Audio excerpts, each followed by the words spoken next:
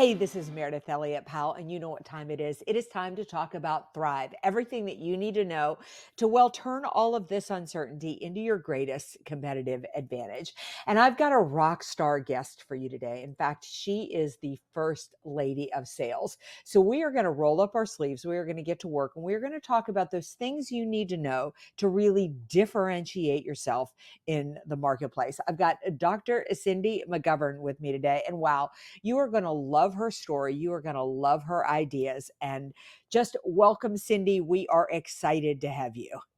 Thank you for having me, Meredith. I'm so excited to be here. I love your message. I love how you help folks. So I'm excited to have this conversation. My passion is really helping teams, leaders, organizations, anybody who's trying to make it in the marketplace today. Well, turn all of this uncertainty into your greatest competitive advantage. And today, I've got the first lady of sales. I've got Dr. Cindy McGovern here to talk to us about a subject that I hold near and dear, and that is brand. Because I got to tell you, ever since this uncertainty hit the marketplace, I think that it is more important than ever. Now, Dr. Cindy, I think that everybody should be following you on social media, but for those couple of people out there who have not seen, your brand, your message, tell us a little bit about your background. I really want to know because one thing I couldn't really find is how did you become the first lady of sales?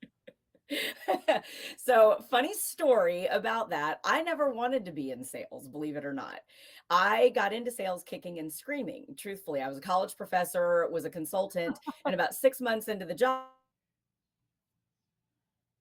Oops.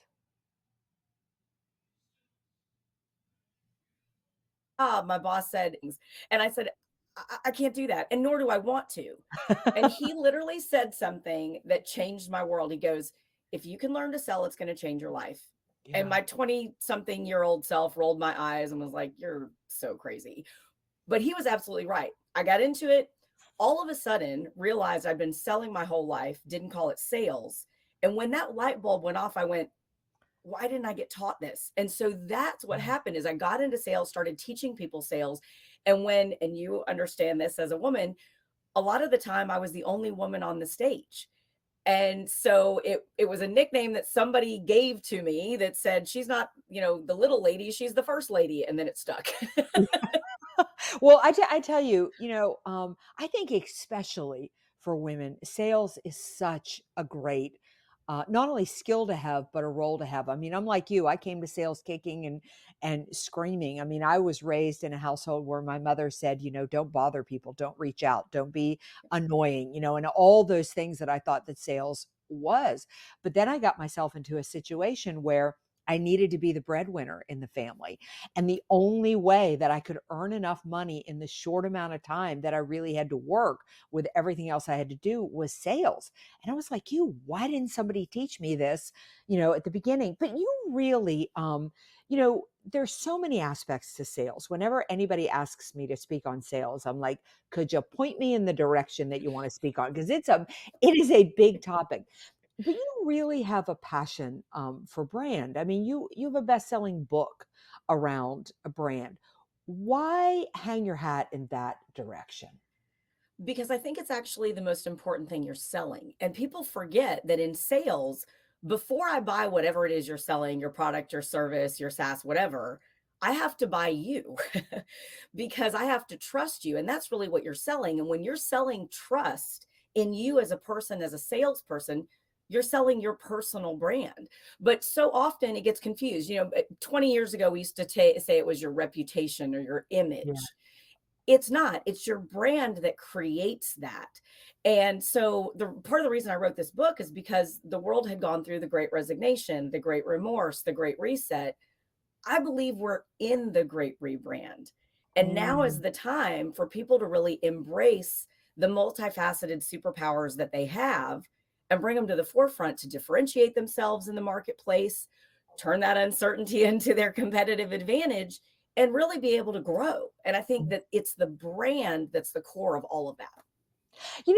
What's so interesting to me is that I thought that when Lehman Brothers fell back in 2007, 2008, to me, that is when brand started to really come into the forefront because I grew up in a world where we trusted companies. I mean, you believed that companies were going to be there. And, a lot of times when I sold, I was selling my company. I worked for big corporate entities. Once Lehman Brothers fell, I stopped selling my company and I started to Yeah. sell really myself. So, talk a little bit about, well, you know what? I want you to really define brand because I think brand is one of those words that everybody has a different definition for it. So, what do you mean by brand? And I'll tell you what really attracted me when I was doing some research on you was you talk about living your brand, selling your brand, but living your brand. So, I want to talk about all of that. Start with, what exactly we mean by brand. What is this great rebrand, and how do you live it? Yeah, great question. So the first thing is I think your personal brand is what people think about you when you're not in the room. I really do. Mhm. It's the words they use to describe you. So very similarly, if you were thinking of a product, you think of the bottle or box that it comes in, the colors of the brand. Well, you are the brand when it's your personal brand. So what is your total package? And it's not just what you look like, it's the presence you leave behind. It's kind of the wake that you leave behind you, and what people really, my goal is for them to embrace the fact that you're writing your legacy right now. You are Mhm. already living it. Might as well do it on purpose. And Right. so that brings me to the living your brand. And I wrote the book in three different phases: create your brand, live your brand, and then sell it. But that living is where you create that authenticity. That's where you are you. And it's not that you're, I'm originally from the South and we say don't get too big for your britches, right? So you Yeah. understand that. It's not that you're creating this brand that's this huge thing that you have to grow into. It's that it's you. It's you plus 10%, let's say, right? It's the Mhm. you want the world to know, but you have to live that day in and day out, or else people are not going to believe you. They're not going to trust you and they're not going to buy you. You as a person, you as an authentic friend, not going to buy it. And I think, and you made a really good point about like when Lehman Brothers collapsed, we realized that we weren't just buying the company, that we were buying the person. And if we look back in history, we all have evidence of that in our own lives. You worked with this person, they moved companies, so Yeah. did you. But we never thought about it like that. But that's truly what we're selling is our personal brands. And for business leaders out there, my advice and recommendation right now is to recognize that everyone in your organization is a walking commercial for Yeah. your company brand. Make sure it's the right one. Make sure they're aligning with your core values and aligning with those corporate values and telling the right story because they're writing the legacy as much as the awning outside of your building. I couldn't agree with you more. I was in Savannah, Georgia, last week, and I stayed at a hotel that I don't typically stay at that chain, that often, and it was a really bad experience. I mean, exceptionally bad experience. Very well known, brand. They spend a lot on marketing and advertising, and which in my mind thought, I don't ever wanna stay in one of these hotels. They kept trying to give me a free night. I was like, "No, that's fine. I don't wanna stay here again." And they asked me why, and I said, "Because I don't trust you. Because if it is okay for the experience to be like this at this hotel, and you can't guarantee me or tell me why it happened, then then I don't have a guarantee it's not going to happen someplace else." Mhm. That's Yeah, right. And so the trust was broken. And that's where people don't realize that if you've broken that trust with your personal brand, it is so much harder to get it back. That's why living it day in and day out is so very important because that continues to deepen the trust. That continues to build the trust with those around you. And we've all experienced this, right? Like you're the go-to friend in your personal yeah. life for somebody. And it's because they trust you. That's why Mhm. you're the go-to. Well, when you're a big corporate chain of a hotel, and I've had many of those nights too, unfortunately, Meredith, so I'm well aware. But it is always funny to me that the compensation is, well, let us earn your trust back by doing exactly what we did before. And it's like, you're missing the point. Right, right. You're not selling me on the fact that you want my trust, you, not just the brand. You've got to sell yourself in that moment so you'd even be willing to try another night.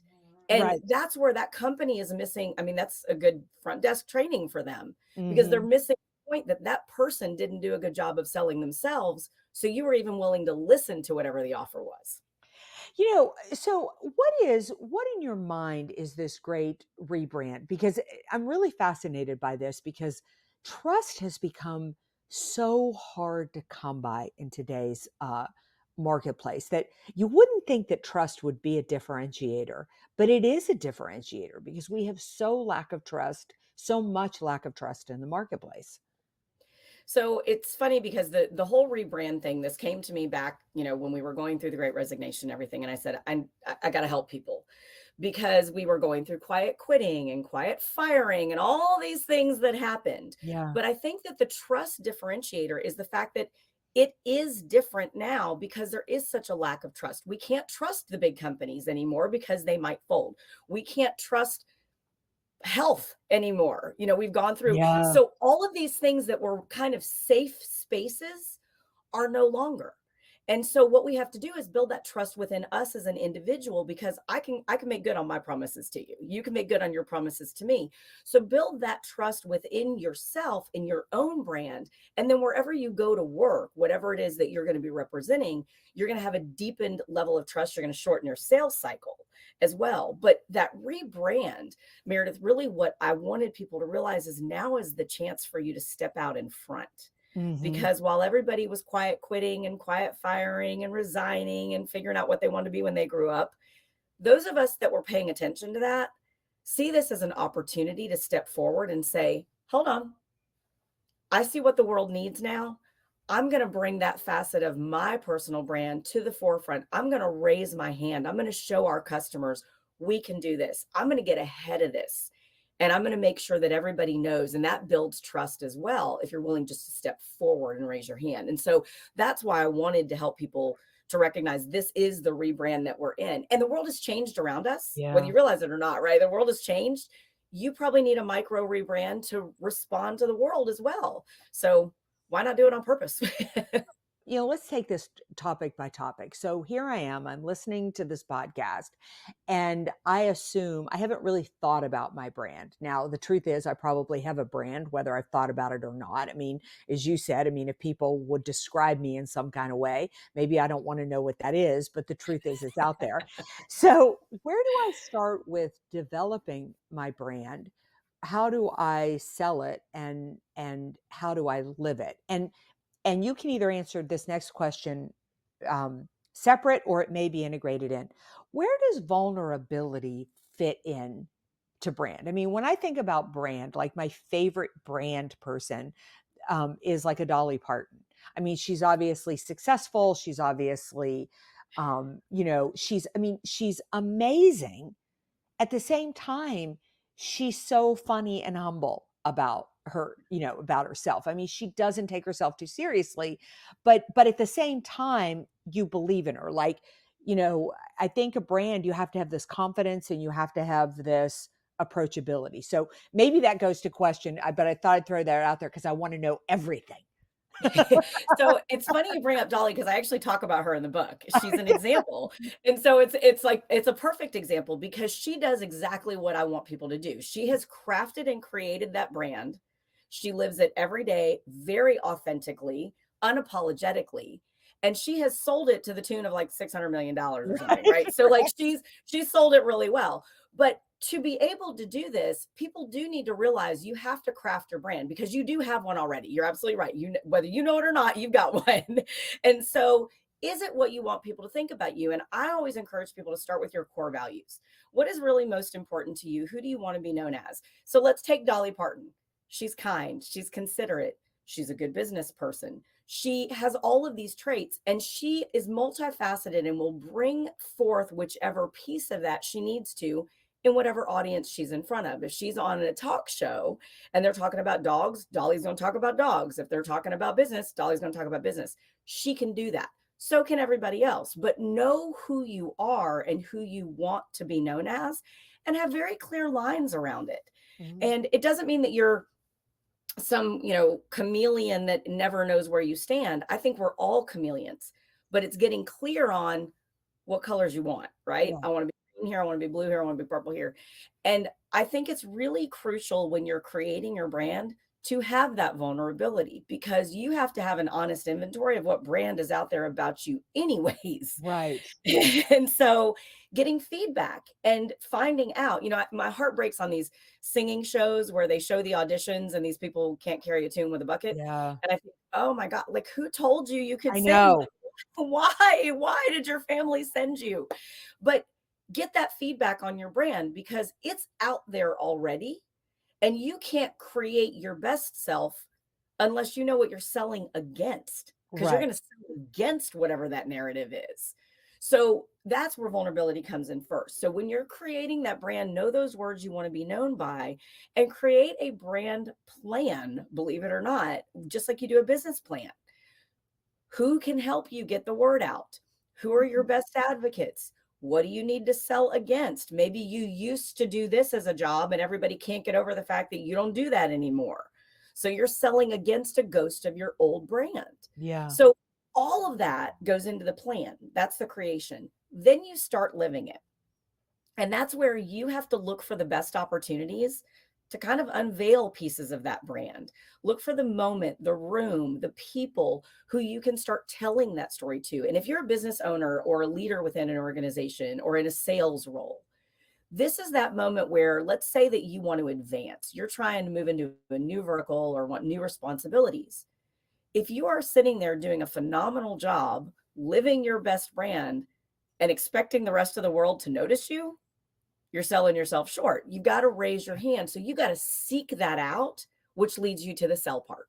And that's where you got to look for it, raise your hand, ask for people to help you, ask for people to support you.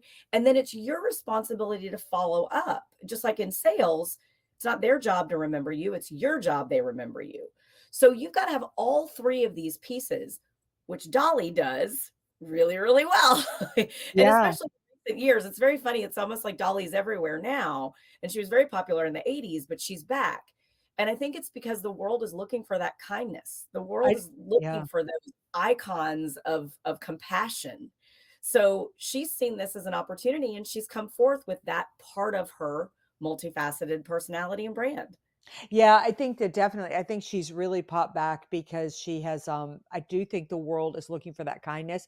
And then I think that world is looking for that authenticity. I mean, I think we feel a lot that people trying to be, basically what they aren't. What I love about this is that basically, for the listeners is really sit down and figure out how you want to be defined and then how you're willing to live that. Like I could want to be defined as basically an intellectual, but I've got to tell you, that's not who I am. You are never going to see me sitting in a room reading the classics.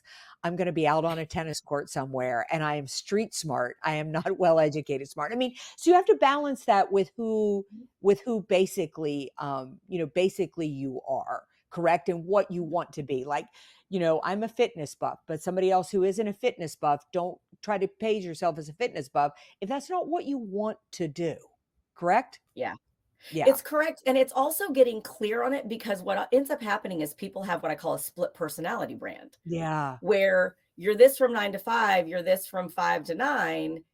I don't know where to categorize you.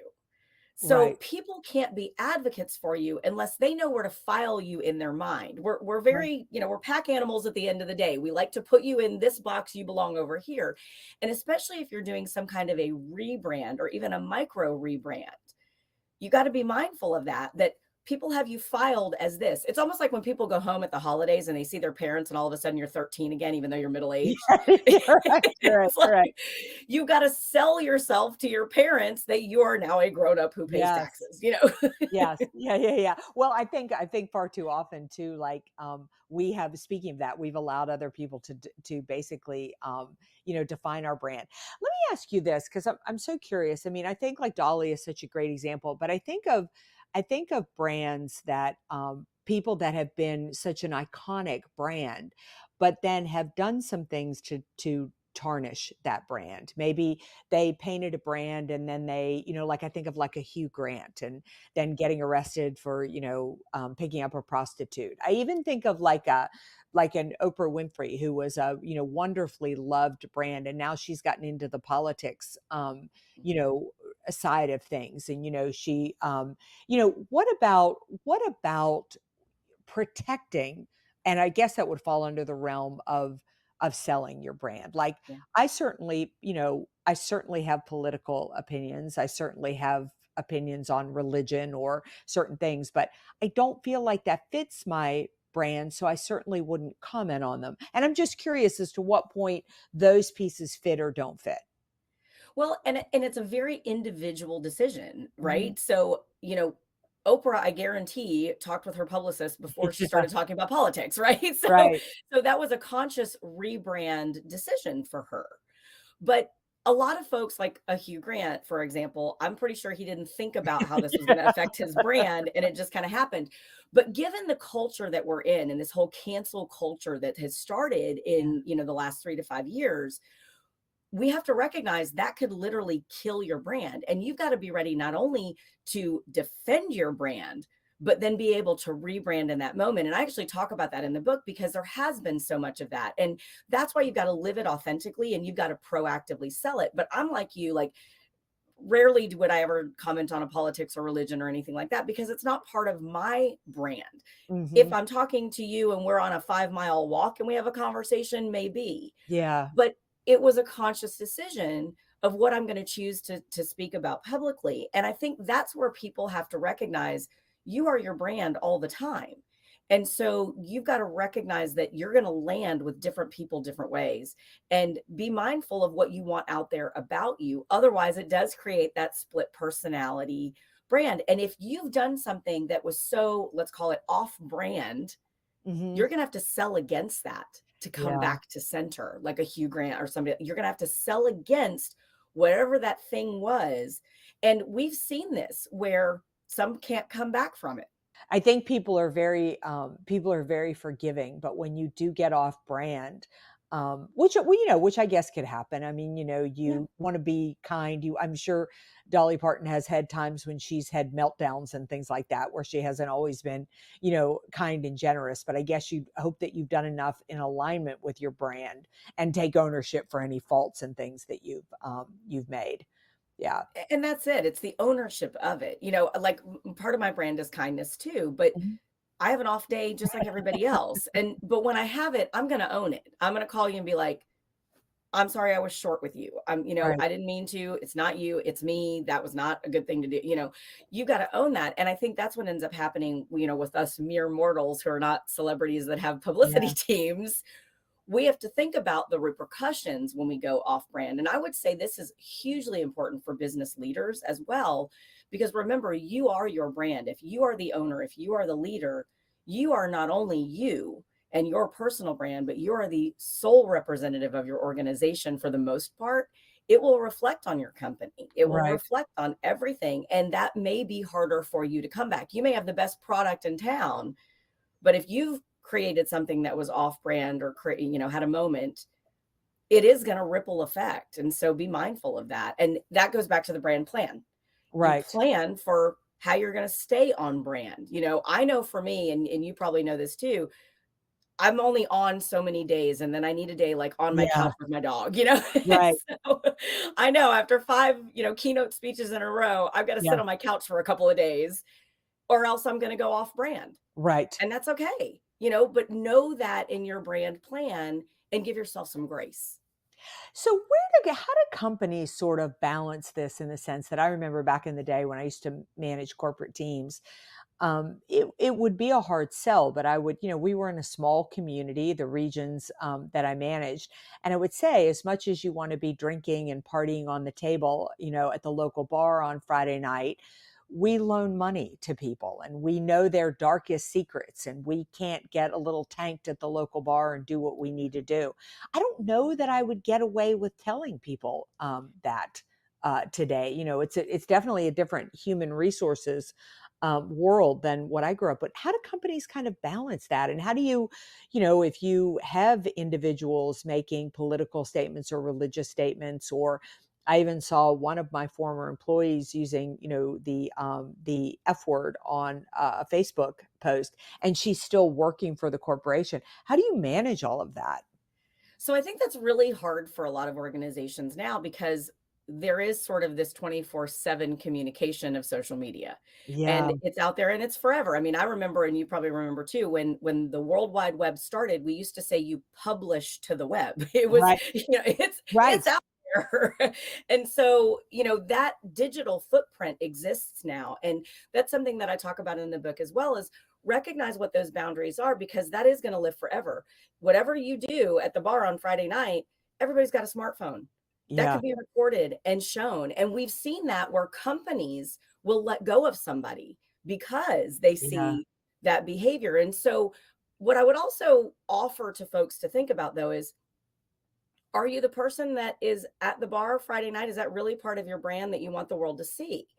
Yeah. Because if it is, fine. If it's not, that's part of that brand plan. You go back and you decide, I don't want to do that. I don't want to be seen as that. I'm going to be mindful. I'm going to have, 2 drinks instead of 12, whatever it is. Mhm. But I think that it's where the intention lies in who you want to be known as, and being purposeful about it, and monitoring yourself as well, and having some personal accountability, because it can have that ripple effect. And to go to your point about HR these days, a lot of companies in the last, and I would even say 15 years really, have been hiring based on core values, because they Yeah. realize how important that is. They see that there has to be that alignment, that you're not just going to come punch a time clock. And I think, like our parents' generation, they could suffer through the 9 to 5. Yes. It's different now. And I think companies are looking for those like minded individuals that have similar shared values, so that they don't have to worry about that. Well, it is hard to believe, but we have come to the end of this podcast. I could talk to you all day. I have like 1,000 more questions, but I always like to end with two questions, and you can answer them in either order.